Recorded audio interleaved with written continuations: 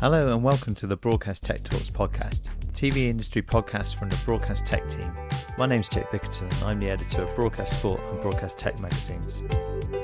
We're here to talk about the burgeoning world of virtual production. It's one of the sort of key buzzwords of the last 12 months or so, and it's really coming to the fore in 2022. And Final Pixel are one of the pioneering companies in this space and been working with a lot of clients recently to enable them to utilize virtual production across lots of different types of genres and different case studies that they'll be talking to you about one or two of these coming up, and then we can talk about what virtual production is and the benefits of it, who it might work for, who it might not work for, and all sorts of stuff around virtual production. Before we start, we should do a little intro. I'm Monica Hinden. I am the executive producer here, as well as one of the founders of Final Pixel. I'm based outside of New York City, and I've been in this industry in production for almost 20 years now. My background really is large-scale live action production, and we find that is a huge help in this realm because there is so much production. It is not just 3D visual effects, virtual environments. It's also the production end and understanding how the two work together. So I bring that experience to the table. And Chris, do you want to go next? Yeah, sure. So my name's Chris McKenna. I'm the creative director and one of the founders of Final Pixel. And I also have a background in film production. I'm a director. I've been directing short form and commercials for the last 20 years or so, and very much enjoying this whole new world of virtual production. And finally, is it Michael? Michael, yeah, Michael. Thanks. Yeah. So I'm the CEO and director of virtual production here at Final Pixel. My name is Michael McKenna. That's another McKenna. Yes, Chris and I are brothers, and also a co-founder here of the company. I helped to launch BBC Studios as part of the project team that carved that out from the public service and launched it as a commercial entity. And then I was in senior management at Endemol Shine laterally. So all three of you have come from the world that we inhabit, and this is a whole kind of new world that's being created with this virtual production. It's kind of endless possibilities, really. And you set up this company, Final Pixel. Do you want to tell us a little bit about what virtual production is, and also where the roots of Final Pixel came from? Virtual production, the best way for me to describe it is it's a new approach to storytelling that is turning the whole process of film production on its head. It's a different way of shooting films, essentially. And it's come about, there've been about 3 technologies that have kind of come of age, and through the work of Jon Favreau and what he did on The Jungle Book and The Lion King and The Mandalorian, he's kind of brought those technologies together and to create a new way of making film and television. And those technologies are camera tracking, video game engines like Unreal Engine, and LED wall panels. And as anyone who's seen The Mandalorian knows, what you do is you have your big giant LED wall studio. You have your camera, which is being tracked live in 3D, and the data from that camera is being fed to a video game engine, which generates this 3D world that is then projected on the LED wall. And the net effect is that you can have an actor standing in a stage, in a studio, and you can make it look like they are in the jungles of Borneo, they're on the surface of Mars and on another planet. And it's not just somebody standing in front of a video, it's a whole 3D world. Every time the camera moves, you see around the corners and you see behind things, and it's a fully involving 3D environment. And this is just like opened up production to so many new possibilities that we didn't have before. And traditionally, this work was done mostly in green screen, and then we would do all the compositing in post. I have now, I never want to see another green screen again in my life. And I don't need to, because this technology allows you to do everything in camera. And we call that achieving final pixel in camera. There's no compositing to be done later.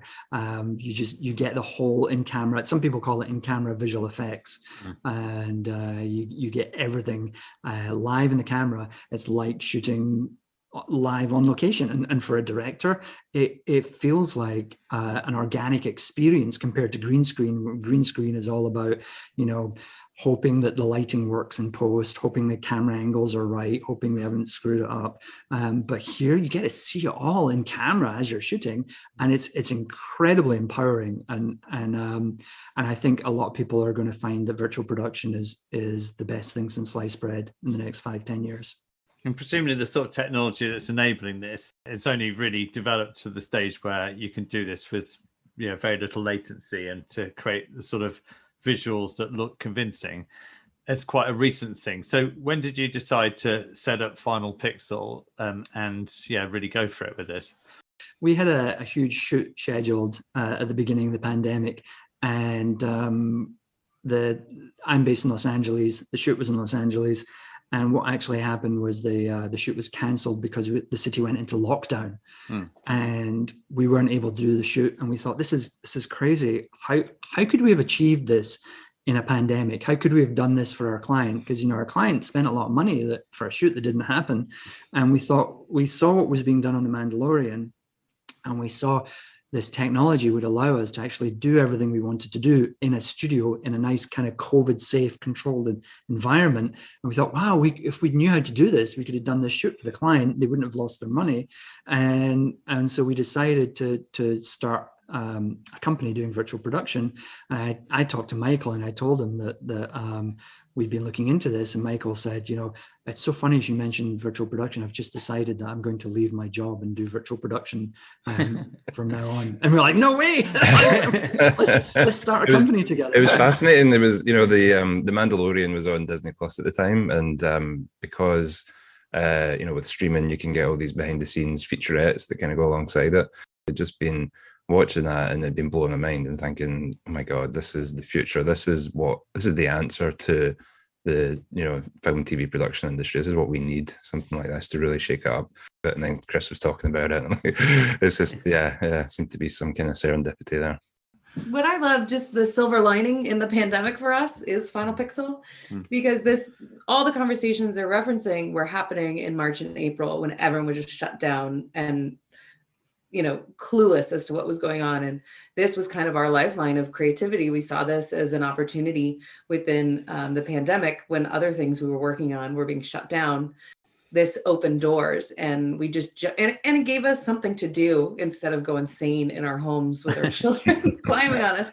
And of course, since then it is, we quickly started to realize the benefits of this outside of just pandemic specific, which we'll get into later. What type of productions did you initially work on, in the pandemic? We've been doing a lot. We just did the launch trailers, promos for Dancing with the Stars in the US. Yeah.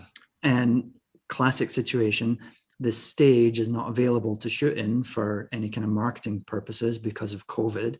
And so we were able to kind of recreate the whole Dancing with the Stars stage in 3D. And then project that on an LED wall. And then we had Tyra Banks standing in front of that and doing all her pitch for the show. And that would have been impossible previously.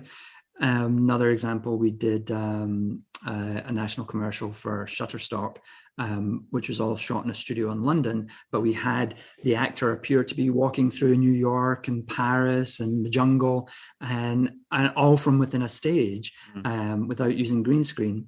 What we found for our clients, one of the biggest advantages for them has been they can get all their celebrities and cast all in one place and shoot multiple locations.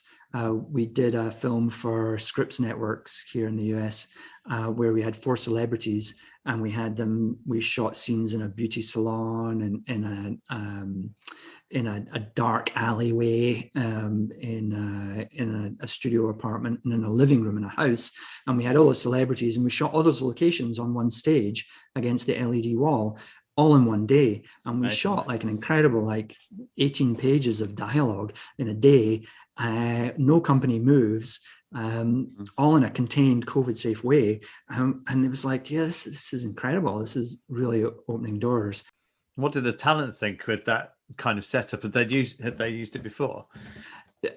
Some of them have heard about it. They've usually done a little bit. They've usually done tons of green screen, and they come in and they are just charmed by being in the LED wall scene.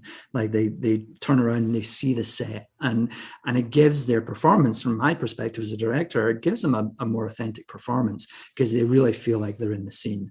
Your approach is slightly different, isn't it? You're working with clients to enable them to get the outcome they're after, but you've chosen not to have your own facility. So, yeah, can you explain, what that enables you to do? And I guess it gives you flexibility as well.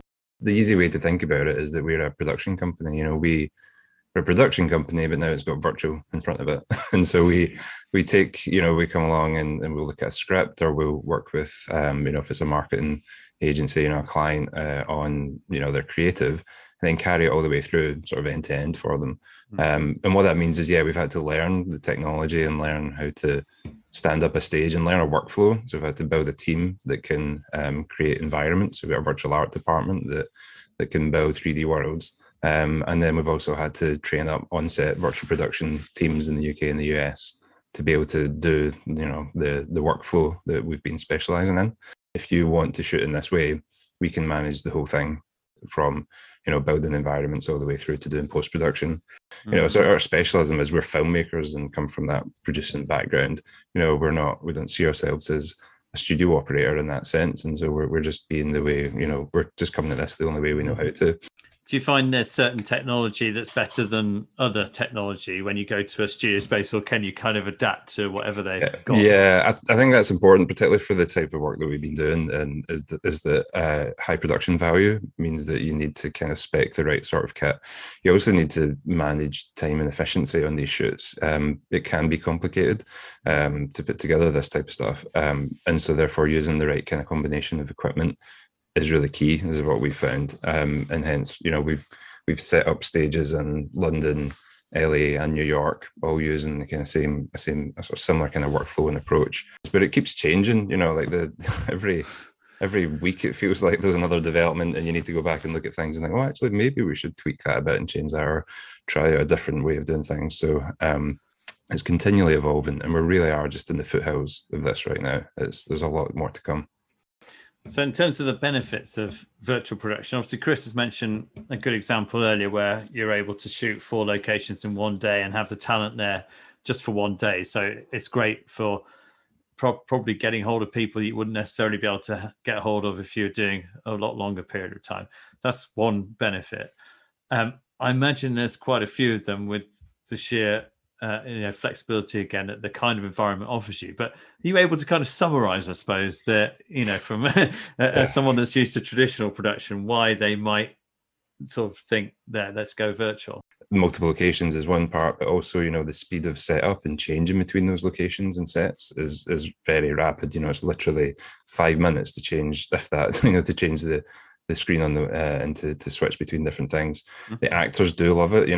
I think 99% of actors that we've worked with have all loved being in this kind of immersive world. They also have no need for travel. We can take them to all these different locations, and the example Chris was talking about with back in LA in February, we had celebrities that lived just an hour down the road that could just pop down, do their shoot for a couple of hours, and then go home, be home for lunch, and they've been to 4 different locations and felt like it. So the post process is a lot shorter as a result of all this. We're moving more of the post process into pre, as it were, and so naturally that comes with the benefit of a shorter, more predictable post process, which again for any producer, that in itself is a huge benefit. If you've been stuck in the edit and overruns and finding things you're never going to get there, this gives you, this de-risks that element of the production quite significantly. You get the creative flexibility to build whatever world you want, like I said, and then you also have your directors have more flexibility as well on set. They can choose angles in a way that is a lot harder to do if you're doing with green screen. You could be up there and decide, Chris has done this on a number of shoots. He's just like flipped the world around and decided, actually, I want to shoot this angle. I'm not going to do, and it's that easy to kind of find different, spots.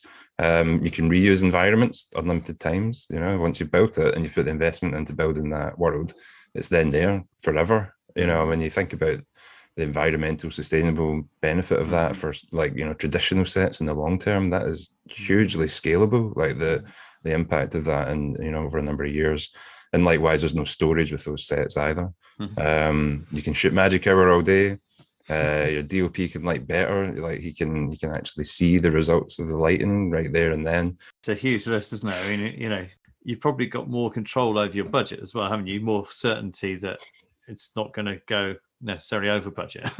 The potential for unexpected costs is so limited as far as, we've decreased that quite a bit with the issue with weather and lighting. But there's always things like that come up that this really minimizes the chance of those extreme overages that you see. What about disadvantages, to this approach? Presumably it won't work for every type of production. There's the cost element, right? I mean, it's not cheaper yet. Like it's definitely got the potential to be cheaper in the longer run, but it's still expensive. If you're talking money, which of course producers start there, and I respect that, the initial cost savings may not be obvious on the first step. So you need producers and executives with foresight that recognize the long-term benefits of this. And just like anything, scale is when you really start to see the benefits in this, when you have your environments that you will be reusing over and over again in the can and available to you at any point. I think that's huge. So it requires some risk-taking and foresight. I will say one of the most common issues we see with productions that choose not to go with virtual production is about pre-production timeline and talent. All in all, we see the full length of time for a project being pretty similar, but we're trying to take time from post and put it into pre.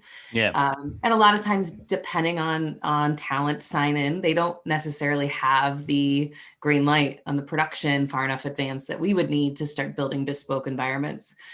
So to combat that, we've created our virtual backlot, and we are filling that with environments that we're building every month, so that productions that do want to get into this but may not have the time in pre-production to be able to sign on as early as possible for bespoke, they can look through the library and say, okay, I'd like this living room, but can we change the furniture to be more mid-century and change the wallpaper to, whatever it is, do some basic changes that don't take weeks and is a lot much of a faster turnaround for productions that have it shorter. We had that for a client in the US. ABC said, we want to shoot in a warehouse. Can you build as a warehouse? And we said, we actually have a warehouse set built and ready. And they said, oh, that's great. Let's just put some ABC logos all around it and branding and change the colors. And we did that in a matter of days. And it was kind of that made life very easy for them. We're speaking with a lot of our clients and friends in the industry of the type of locations that tend to come up frequently in their brainstorming and concepting and just, trying to, again, create a virtual backlot with those so people can just page through and pick out what they want. Our goal for the next few years is just to get this out to as many people and productions as possible so people really understand what this is and how beneficial it is. So absolutely our environments and our teams are available to enable productions that are halfway there. They may have the kit, they may have the creative ideas, but they don't necessarily have the talent or the pipeline to make it happen. These tools can help.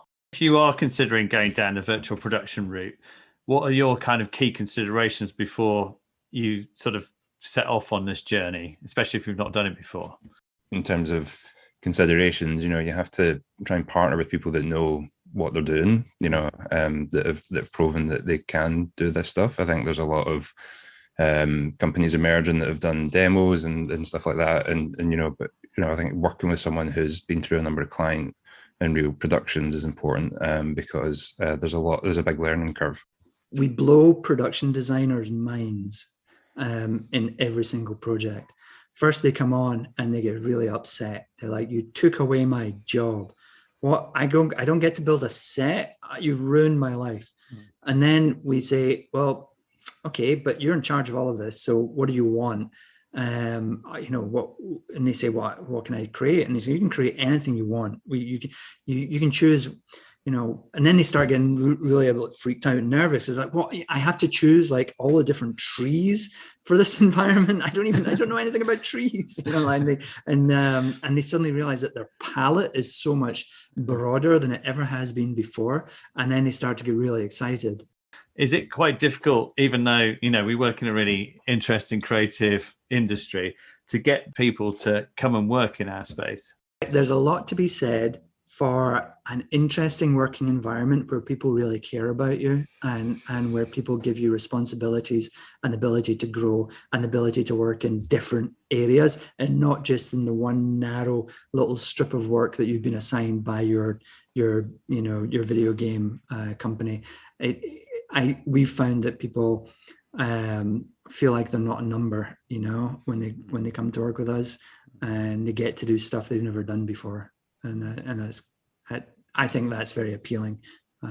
So we haven't had trouble bringing people in. What I love within virtual production right now, and everyone involved in it, whether it's the broadcasters or clients or crew or new people right out of school, it's the risk takers and people that enjoy a challenge that are jumping in, which makes it such an incredible environment. We should as well, before we finish, talk about the work you've done recently on kind of future-oriented virtual production, where you're mixing in kind of CG, mocap, real-time animated characters within this virtual production environment. So do you want to talk a little bit about that as well? We hired a chap who was the technical director, I think it was, on Encanto, Disney's Encanto, to come and help us build the most kind of heavy groom character that we could. Difficult thing to render in real time. We wanted live action on the stage, really.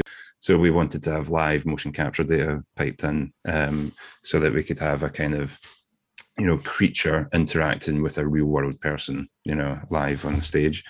And so that's what we chucked at it. And with a brilliant team, combined Final Pixel with the guys at Target 3D over at the virtual production test stage in Guildford.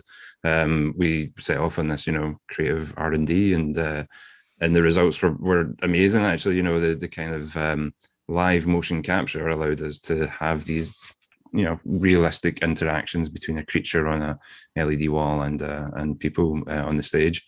Do you think there are types of productions where you could possibly just cut out your post-production budget almost altogether? We, have delivered what would have been a VFX heavy shoot in camera on the day, with very minimal, sort of tweaks in post. We did a huge project for Discovery in the US, where we set up the whole virtual production stage and the foreground set and the background, the 3D, and 2 live track cameras to broadcast from the roof of Discovery's building, which we'd created. It wasn't real. It was done in a studio, and it was all set and we was set up to do a live broadcast. So, no post whatsoever. Not even edit. Wow. So the technology is there. It really just comes down to creative. But if you have a project that would shoot on location and your only post-production would be cleaning up, removing wires, removing mountains, well, that you don't need to do because you're creating the environment to exactly to your specs. So if that's the plan, there's absolutely nothing to do. If your creative involves adding layers that you want, then you can utilize this as well. Same thing, you shoot what you want in camera and then you take it into post and add what you want or clean up what you want. But the nice thing is it's only adding, you don't have to go back and fix things because what you're shooting is exactly what you want to start. Yeah. Is it possible to, in the example that Chris gave with the 4 locations in one day with all the actors there, if you then wanted a different set of actors to do those same locations but in a different virtual studio, would it be possible to match entirely the same conditions and lighting and stuff like that as in the other studio with those same sets? Yeah, depending on how much foreground building you do, how much practical set you have. Yeah, of course. Yeah. But yeah, I mean, the lighting can match. Right. What we found in virtual production is that I'm used to bringing in all my lights and it all being like, maybe some kind of computer control of the lighting, but generally it's all kind of separate bespoke instruments. But we found that in the virtual production stage, we're much more inclined to have a lighting desk and pre-programmed settings, because we want to be able to jump from one location to another location pretty quickly. And so just having presets that we can like flip and switch. So we tend to now store, those programs, and we can easily replicate that in another stage if we had to move the whole thing over and repeat the lighting somewhere else. So yeah, within reason, you could actually, you could do what you say. Absolutely. How would people get in touch with Final Pixel if they wanted to chat a bit more about this? Get us on LinkedIn. We've got our website, www.finalpixel.com.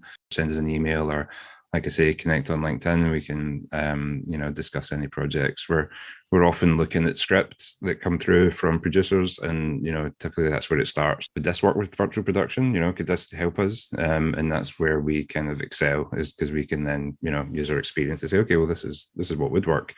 This is where it might be suitable. This is where it may not be. We're very deep in the stages of education. Unlike traditional production, we don't expect companies to come to us or clients to come to us with a full plan. This is what we have. This is what we want to do. We recognize there's a lot of confusion and uncertainty. So it's best for us to get involved very early. Well, do you want to tell us a little bit about the academy that you've created as well? So the academy is all about actually sharing what we've learned, putting that out there, but also doing it in a very kind of structured way, partnering with the likes of education establishments, colleges, universities, to deliver training. We're also going to be doing training for corporates and commercial companies. So we're working closely with the likes of Epic Games and other partners in the technology space to deliver training that's skills based as well, so that when you come on set, you've maybe learned some useful skills as part of the academy work.